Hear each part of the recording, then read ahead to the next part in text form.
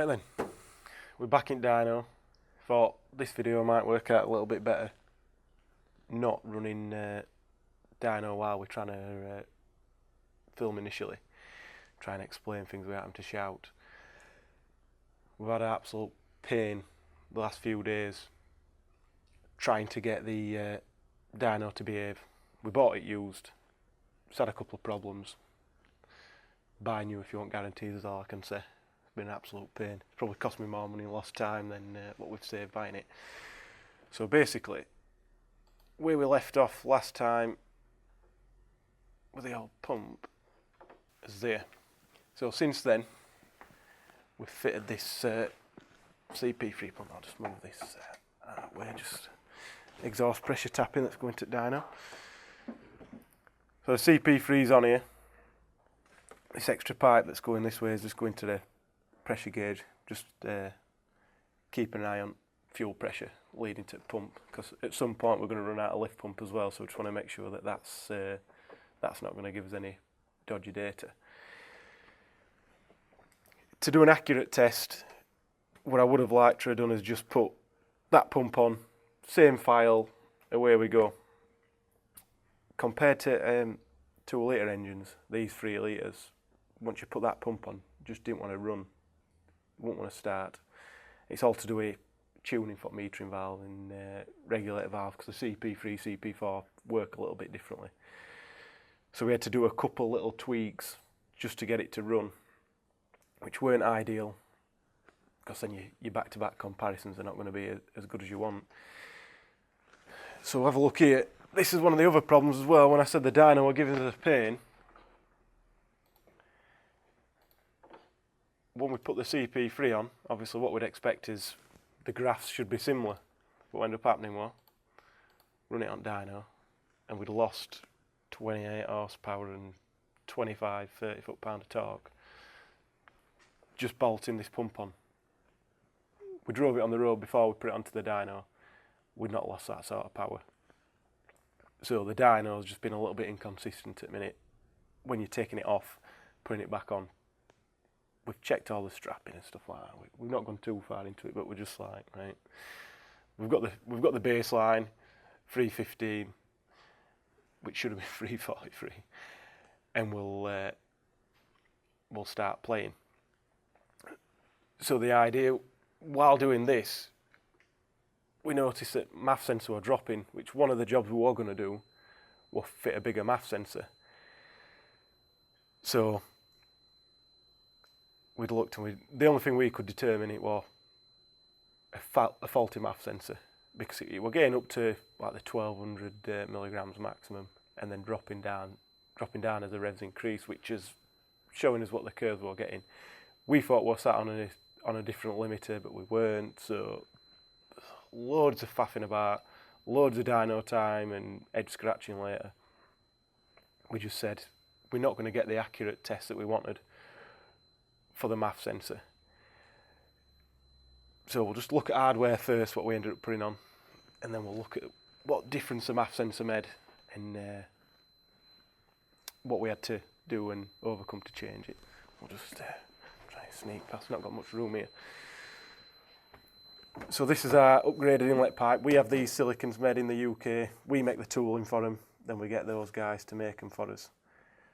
That replaces the horrible standard pipe, which is a 2-piece thing, which is here. So that normally goes onto your turbo like that. That goes onto there, like that. So this is 80mm at this end, whereas this one's 88mm. So the MAF sensor goes straight into the standard airbox. Our pipe was straight on.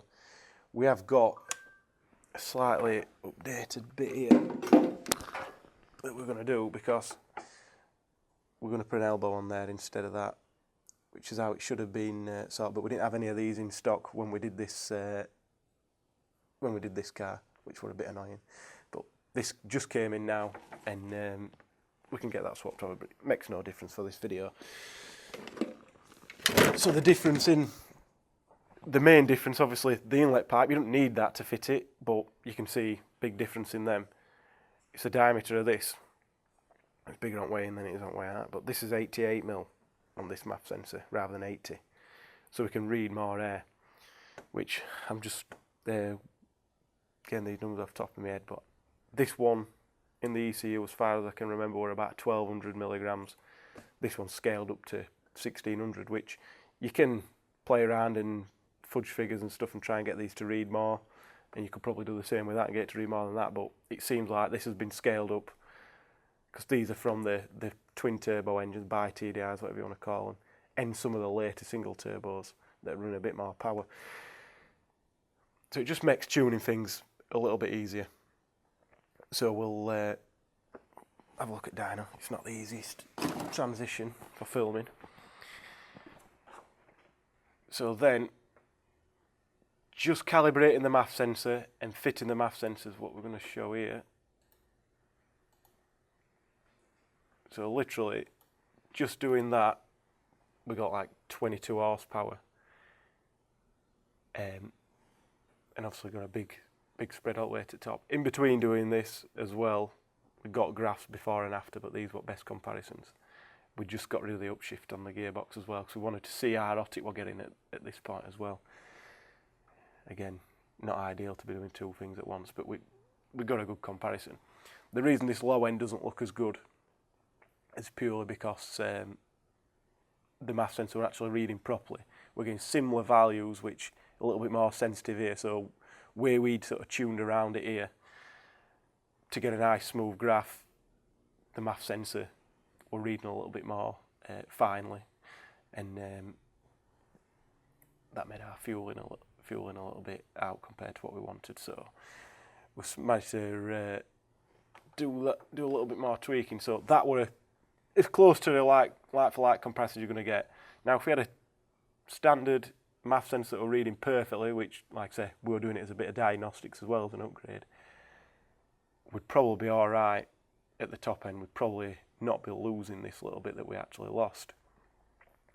But what the standard 80mm MAF sensor were going to do for us, it were going to limit, at the low end, below peak volumetric efficiency, we're going to be losing the ability to control the smoke if we wanted to push further, because we knew we were already right on the edge of where it was calibrated to anyway, so we'd need to put a bigger one in to get that resolution.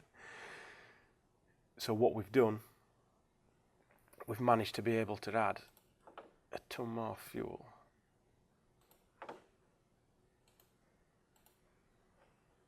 So you can see, absolute massive difference at the bottom end because we've got the control, and where on this wavy blue one we got sort of maybe what you could consider a little bit of visible smoke or whatever, we've not got that now because we've just got total control over the fueling. It can measure exactly how much air is going in the engine. We tune a couple of maps, lambda maps mainly, which is the sensor in your exhaust. We can tune them and get just a flat AFR curve, because the air to fuel ratio, if it's constant, the amount of smoke output's constant. If it's linear, you might be giving away a torque. If it's richier, you might be adding EGTs, and it works both ways, but that's generally how you want it to be. There'll be a certain AFR that you'll just be making peak power, peak torque, and not be having too much smoke. So we're not quite there with refinement to be going through that sort of stuff, and obviously we're not at the end of the upgrade path that we want to be at. So we'll do a bit more, probably a bit more in depth on the dyno in that later on. So obviously the air to fuel ratio that you can get in an engine is, it's hard to explain really, but it's not a constant where you're going to see smoke. There's certain engine with a certain amount of hardware upgrades where, say like an old PD at past 15, 16, you're going to start to see the smoke. But in a common rail engine especially, you've got control over the rail pressure and the opening time of the injector, whereas a PD, you put a big nozzle on, you're actually lowering the rail pressure and then hopefully trying to lower the duration of it, but eventually you end up as same duration, just more power, lower rail pressure, or lower pressure, more smoke.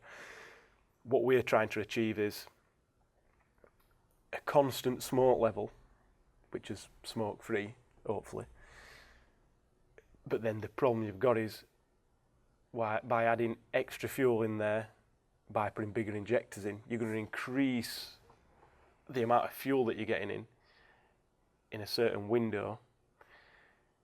So you'll have a lower AFR, so you might have 14 versus 16. But the upside of having a shorter duration and more fuel mass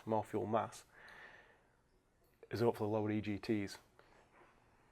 So in a roundabout way, I've gone the long way around saying this 356 horsepower graph that we're seeing now, the EGTs are a little bit higher than we want them to be.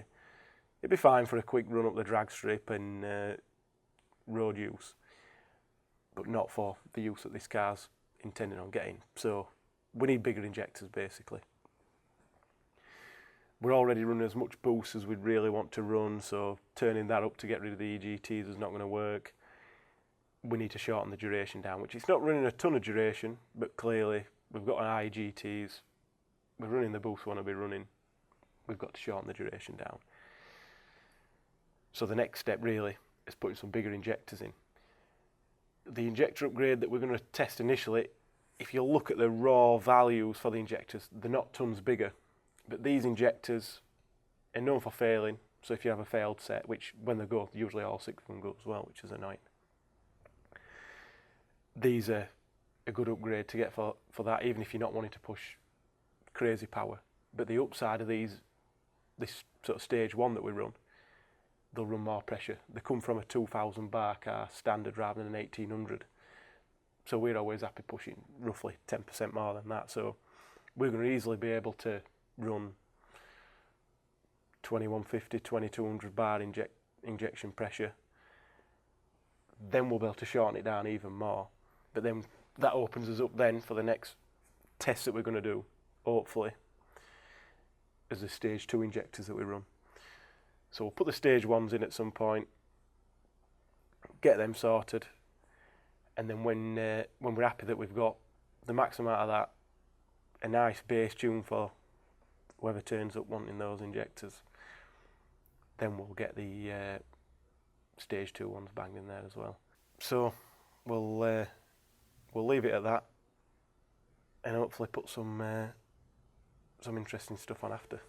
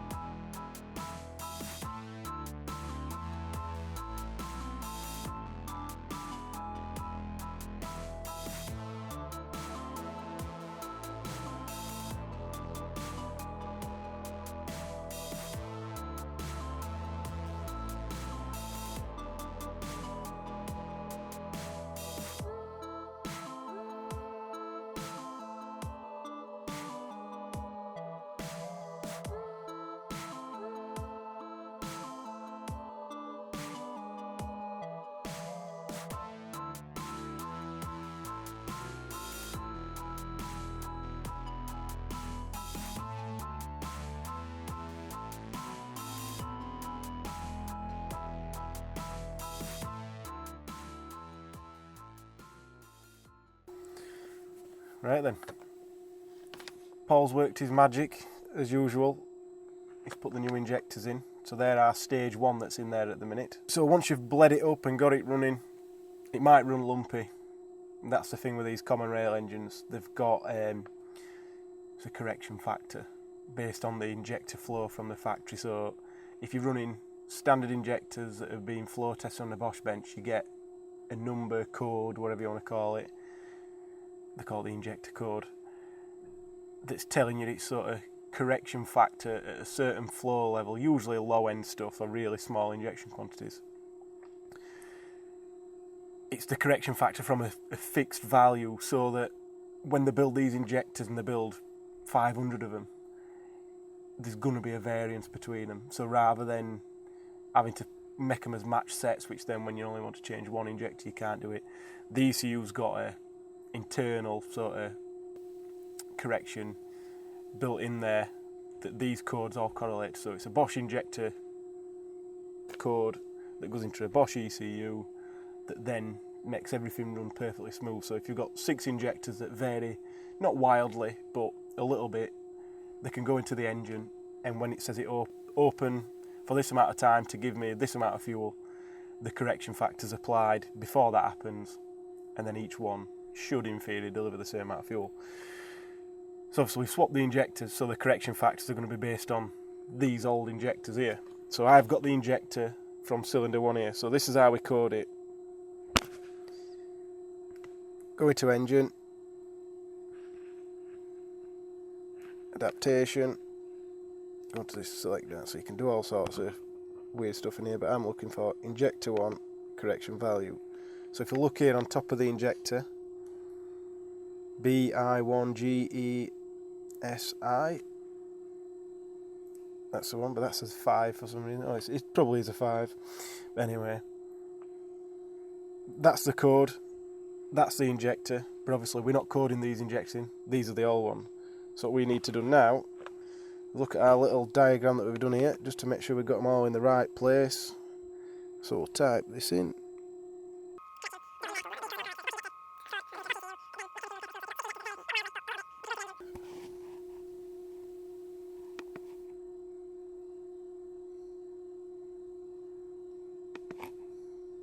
Request out of range. So S's, not 5s.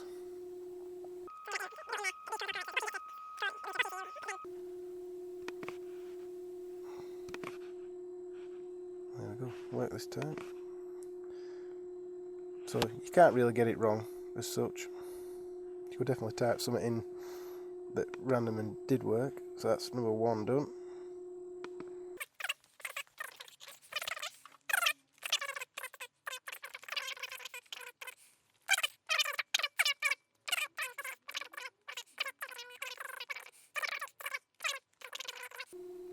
There we go. So these are all coded in now. I'll just check it starts.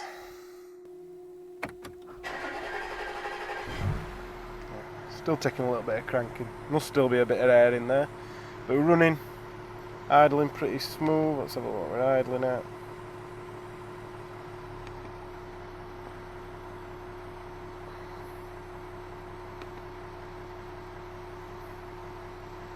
We've got like a 3 RPM deviation. But to be honest, it weren't bad before we coded the injectors, but you should never run without coded injectors.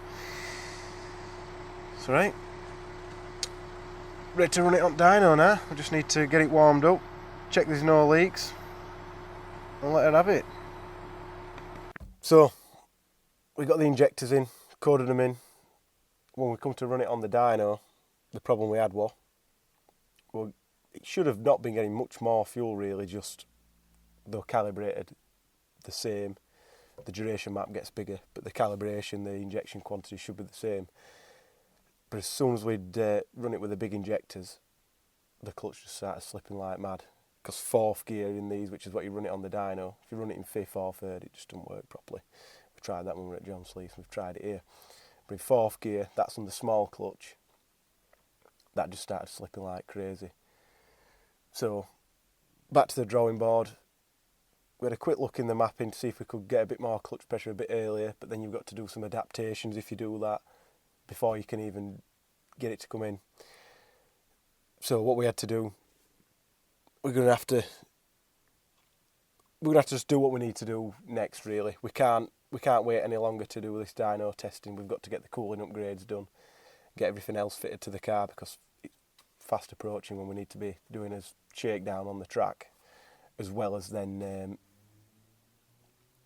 getting it ready for the Nürburgring. So we're going to get it off, get everything sorted, figure out these adaptations that we need to do, get the clutch pressure up, stop the clutch slipping, and then do all the other testing. So there's another few videos to come yet before we might get this back on the dyno and get the sort of results from the injectors.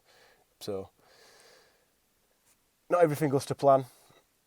No matter how well you plan it, things just can go wrong. So it's not a big deal. We'll make it happen. So keep viewing, and we'll hopefully in a few weeks' time it'll all make sense that everything's all come together, and then should be getting to the track pretty soon. Thank you.